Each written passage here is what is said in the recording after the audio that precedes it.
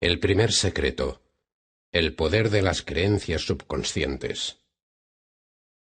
Tan pronto como llegó a casa, el joven llamó por teléfono a todas las personas de la lista que el anciano le había proporcionado. Durante las primeras llamadas se sentía incierto, inseguro de cómo iban a reaccionar estas personas ante un extraño que pretendía haber conseguido su nombre y teléfono de un misterioso anciano oriental. Pero su preocupación era infundada, porque todos conocían al anciano y sabían de la riqueza abundante. Lo que es más, todas parecían realmente encantadas de que las hubieran llamado. Organizó verse con cada una de ellas por separado en el transcurso de las semanas posteriores. La primera persona de la lista del joven era un hombre llamado Richard Appleby. A pesar de su apretada agenda, el señor Appleby hizo un hueco para quedar con el joven al día siguiente por la tarde. El señor Appleby vivía en un lujoso ático en una de las áreas más elegantes de la ciudad. Cuando el joven entró en el salón, la magnífica vista de la ciudad al atardecer le cautivó. Toda la cara sur de la habitación estaba compuesta de 4 grandes ventanales que ofrecían una maravillosa vista panorámica. El sol poniente arropaba la ciudad en un manto de ámbar y las primeras luces de los bloques de oficinas, del tráfico y farolas hacían que toda la escena centelleara. Es una vista fabulosa. Nunca había contemplado la ciudad de un modo tan espectacular. Lo es sin duda. Fue la vista del apartamento lo que me cautivó. No importa qué hora del día sea, puedo sentarme aquí y contemplar el panorama durante horas. El joven calculó que el señor Appleby debería tener cerca de 50 años. Era un hombre bajo, de cuerpo atlético, tez clara y ojos azules. En un estilo informal, vestía unos pantalones de algodón beige y una camisa blanca con el cuello abierto. Así que estás interesado en los secretos de la riqueza abundante. Comenzó a decir el hombre mientras tomaban asiento.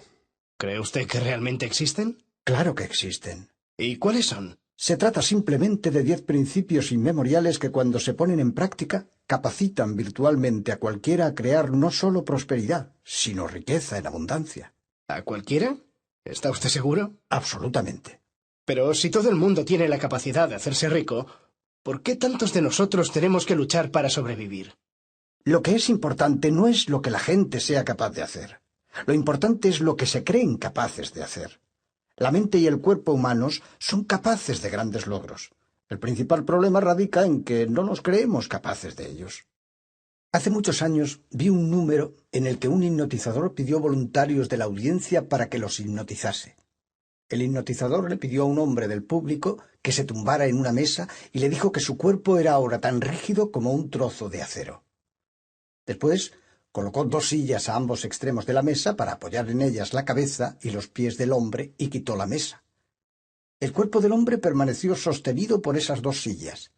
Era tan rígido como el acero, porque él lo creía así. Más tarde, en el mismo número, hipnotizó a otras personas, pero esta vez les dijo que no podrían levantar el bolígrafo que había sobre la mesa. El bolígrafo, les dijo, era más pesado que un camión de 2 toneladas. No podrían levantarlo. Pruébenlo, sin embargo, añadió, pero el bolígrafo es inamovible. Una persona tras otra intentaron levantarlo. Recuerdo en particular a un hombre que tenía un cuerpo enorme y musculoso, un culturista. Cuando intentó levantar el bolígrafo, su rostro adoptó una mueca, empezó a sudar y los músculos de los brazos se contrajeron tanto que las venas se hincharon. Pero no pudo levantar el bolígrafo. Y la razón de que no pudiera hacerlo no radicaba en su incapacidad, incluso un bebé hubiera podido, sino en que se creía incapaz de ello. De hecho, estaba convencido de que no podía. ¿Ves?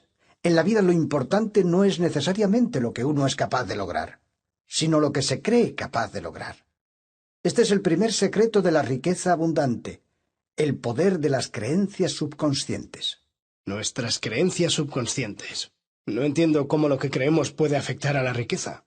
Pues si un hombre atlético y perfectamente sano no puede levantar un bolígrafo simplemente porque cree que es imposible, ¿Qué posibilidades crees que tiene una persona de hacerse rica si cree que eso es virtualmente imposible? Hace 15 años vivía en una situación acomodada. Nada extraordinario, pero vivía bien. Pero un día, sin más, me despidieron por un reajuste de plantilla. De repente me encontré sin ingresos y con una hipoteca que pagar, además de los típicos gastos cotidianos. Literalmente no sabía qué hacer.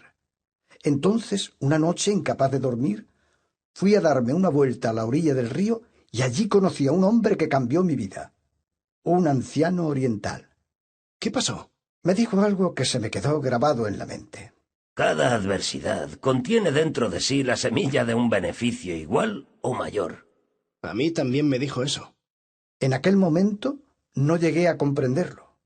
Después de todo, no veía qué beneficios se podían derivar del hecho de perder mi trabajo y mi única fuente de ingresos, lo que me había dejado en una situación desesperada.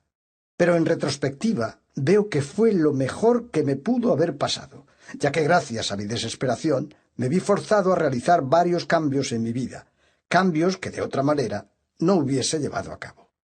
Siempre había querido dirigir mi propia empresa y ser mi propio jefe. El que me despidiese me dio la oportunidad de lograrlo. Después de aprender los secretos de la riqueza abundante, abrí un negocio de consultoría para empresas desde mi propio hogar. Y al año ya había doblado los ingresos que percibía con mi trabajo anterior. Usted bromea. ¿Y aduce su éxito a los secretos de la riqueza abundante? Sin duda. William James, un psicólogo y filósofo norteamericano que vivió en el siglo pasado, señaló que el mayor descubrimiento que su generación había aportado a la humanidad era el que los humanos podían alterar sus vidas si modificaban su estado mental. Y es muy cierto. Sea lo que desees en la vida, se trate de salud o de prosperidad, una relación amorosa o ser millonario, la primera cosa que necesitas hacer es examinar tus actitudes y creencias acerca de lo que es posible y de lo que no lo es. Porque si no crees que puedes lograrlo, es muy poco probable que lo hagas. El joven sacó un pequeño cuaderno y un bolígrafo. ¿Le importa que tome notas? En absoluto. Es una buena idea. ¿Sabías que en medicina, si a 100 personas que sufren de una dolencia se le administra una píldora de azúcar y se les dice que es un nuevo fármaco infalible para su dolencia, el 40% se curan simplemente porque han creído en la capacidad de la píldora para curarles? De la misma manera, tan pronto como se le dice a un paciente que su enfermedad es incurable, su condición comienza a deteriorarse porque la cree incurable.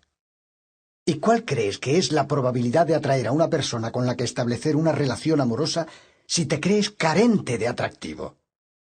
Probablemente te sentirías incómodo cuando estuvieses con otras personas y durante las fiestas te sentarías en una esquina de la habitación intentando pasar lo más desapercibido posible. E incluso si conocieses a alguien que te atrayese, no te acercarías porque creerías que no eres lo suficientemente bueno para ella. Como ves, en todos los aspectos de la vida lo que más importa son nuestras creencias inconscientes.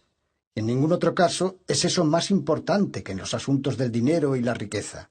De hecho, la cantidad de dinero que ganes es normalmente un reflejo de lo que crees que vales. Espera un momento. No, ¿Estás satisfecho con el salario que tienes? no, realmente no lo estoy. Entonces, ¿por qué no pides un aumento? Porque no creo que me lo den. Bueno, es menos probable que te lo den si no lo pides. Es cierto. Pero, ¿por qué iban a subirme el sueldo? Si para ellos vales más de lo que te pagan en la actualidad, ¿te pagarán más?